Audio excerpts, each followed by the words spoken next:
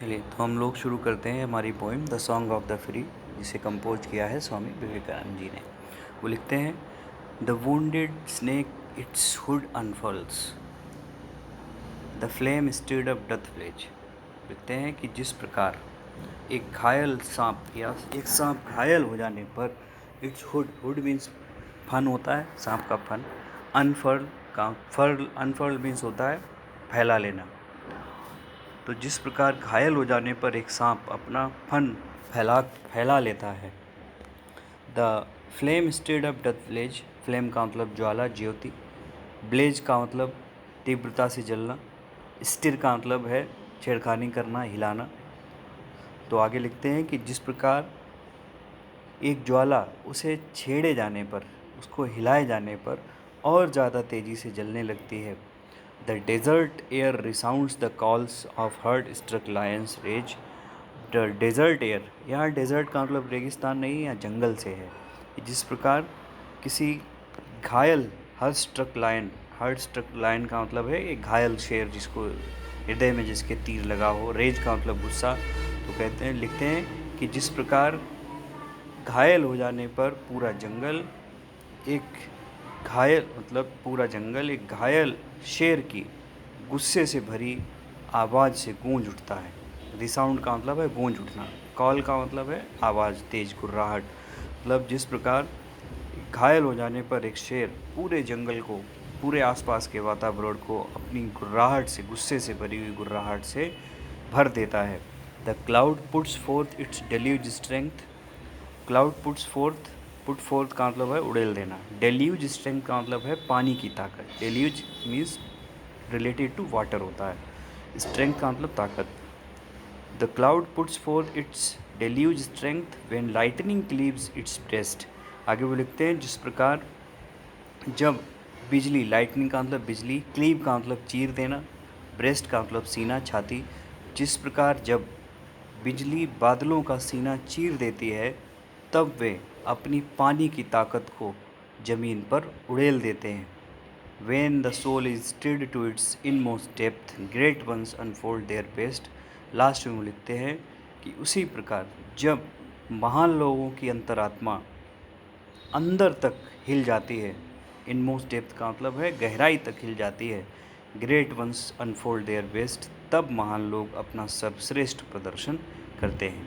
अब इन लाइनों को समझिए, वो कहना क्या चाहते हैं। वो कहना चाहते हैं कि जो महान लोग होते हैं वे विषमतम परिस्थितियों में, जब परिस्थितियाँ कठोरतम हो जाती हैं, जीवन के लिए विषम हो जाती हैं, सबसे ज़्यादा कठिन समय जब आता है, तब वे लोग जो महान होते हैं वे अपना सर्वश्रेष्ठ प्रदर्शन दिखाते हैं और उन विषम परिस्थितियों को मोड़ देते हैं, उन्हें हरा देते हैं और जीवन में सफलता प्राप्त करते हैं। इसके एग्जाम्पल्स उन्होंने कई सारे दिए। कैसे?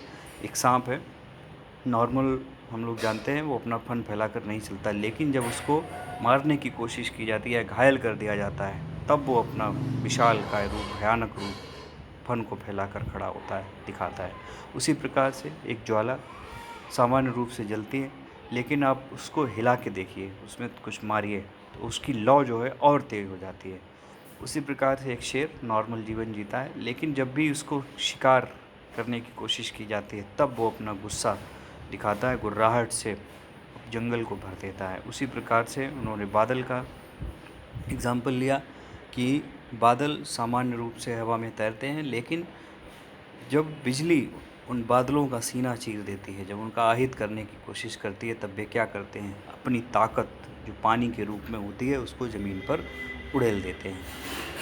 इसी प्रकार से जो महान लोग होते हैं, जब उनकी अंतरात्मा अंदर तक हिल जाती है, झकझोर जाती है, तब वे अपना सर्वश्रेष्ठ प्रदर्शन करते हैं। मतलब हम लोगों को प्रोत्साहित करने की कोशिश कर रहे हैं कि आप विषम परिस्थितियों में, संकट के समय में, आपातकाल में हिम्मत बिल्कुल मत हारिए, क्योंकि महान जो कहा जाता है कि जो समस्याएं हैं वे असल में समस्याएं नहीं, वे अवसर होते हैं किसका, आपको महान बनाने का। महान वही बना जिसने विपत्तियों का सामना मजबूती से किया। जिसके सामने विपत्तियां नहीं आई वो महान नहीं बन पाया। आगे देखिए, let eyes grow dim and ears grow faint, आगे वो लिखते हैं, लेट आइज ग्रो डिम, आपकी आँखों की रोशनी धीमी पड़ जाए, जब आपकी आँखों की रोशनी दृष्टि धुंधली हो जाए। And ears grow dim, grow फेंट, और आपके के कानों की सुनने की शक्ति, फेंट का मतलब कमज़ोर हो जाए। एंड फ्रेंडशिप फेल, जब आपकी दोस्ती मित्रता असफल हो जाए। एंड लव बिट्रे, और आपका प्रेम आपका प्यार धोखा दे जाए। बिट्रे का मतलब धोखा देना, जब आपका प्रेम धोखा दे जाए। Let fate its 100 horrors send, और आपका भाग्य, फेट का मतलब भाग्य, 100 हॉरर सेंड, आपके लिए सैकड़ों मुसीबतें, सैकड़ों खतरे लिए हुए खड़ा हो। And clotted darkness block the way, और घना अंधेरा आपका रास्ता रोके हुए खड़ा हो। पर्सोनिफिकेशन है, clotted darkness block the way, जब घना अंधेरा आपका रास्ता रोके हुए खड़ा हो, या घने अंधेरे ने जब आपका रास्ता रोक दिया हो। And nature were one angry frown, और प्रकृति एंग्री फ्रॉन, फ्रॉन का मतलब है गुस्सा दिखाना, भाव टेढ़ी करना, जब प्रकृति भी आपके ऊपर गुस्से से भाव टेढ़ी किए हुए हो। टू क्रश यू आउट, आपको मसल देने के लिए, कुचल देने के लिए।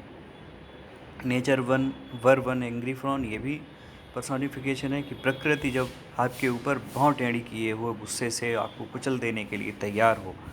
ऐसी विपरीत परिस्थिति में देखिए वो क्या कहते हैं, स्टिल नो माई सोल, हे जीवात्मा ये ध्यान रखो, हमेशा ये याद रखो, क्या, यू आर डिवाइन, तुम एक दैवीय शक्ति हो।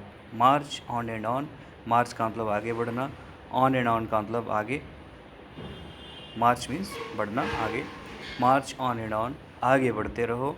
नॉर राइट नॉर लेफ्ट, ना दाईं ओर ना बाईं ओर, बट टू द गोल, बल्कि अपने उद्देश्य की तरफ। कहने का मतलब कि जब आपके जीवन में सब कुछ विपरीत हो जाए, आपका शरीर धोखा दे जाए, आपकी मित्रता, आपकी रिश्तेदारियाँ, आपका प्यार, वो व्यक्ति जिस पर आपको सबसे ज़्यादा भरोसा हो, वो सब धोखा दे जाएं, जब आपके जीवन में दुर्भाग्य आ जाए, वो आपके लिए खतरे पैदा करने लगे, जब आपको ये लगने लगे कि इस संसार की हर एक चीज़ आपकी विपरीत चल रही है, और प्रकृति भी आपको डराने लगे, आपको ख़त्म कर देने की कोशिश करते हुए दिखाई पड़ने लगे, ऐसी विपरीत परिस्थिति में, ऐसी विषमतम परिस्थिति में भी वो कहते हैं कि ये बात हमेशा याद रखो, जीवात्मा, यू आर डिवाइन, तुम एक दैवीय शक्ति हो।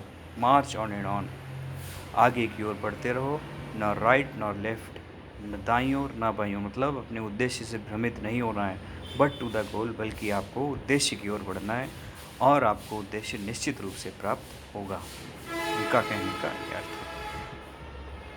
एक बड़ा इम्पॉर्टेंट बात है, आपने ओम शांति ओम पिक्चर शायद देखी होगी शाहरुख खान की, उसमें एक डायलॉग है कायनात वाला, कि आप जब किसी चीज़ को पाने के लिए पूरी शिद्दत से प्रयास करते हैं तो पूरी कायनात उसे आपसे मिलाने के लिए लग जाती है। ये डायलॉग है, इस तरह का है। देखिए बिल्कुल वही फ़िलॉसफी है, ये कहें कि वो जो डायलॉग है वो इसी फ़िलॉसफी से निकला हुआ है। क्या कहा गया कि आप हमेशा ये याद रखिए कि आप एक दैवीय शक्ति हैं, अपने आप में भरोसा रखिए, और ये विश्वास जताते रहिए कि हे ईश्वर, मैं आपका ही हिस्सा हूँ। अगर आप ये विश्वास जताते रहेंगे अपने मन में, तो ईश्वर कभी भी आपका हित होने नहीं देगा। पूरी कायनात आपको उस चीज़ को प्राप्त करने में मदद करेगी जो आप प्राप्त करना चाहते हैं। कब? जब आप अपने आप को ईश्वर का ही एक हिस्सा मानकर कार्य करेंगे। जब आप ईश्वर का हिस्सा मानकर कार्य करेंगे तो आपकी ज़िम्मेदारी होगी कि आप कोई ऐसा कार्य निश्चित रूप से नहीं करेंगे जो बुरा होगा।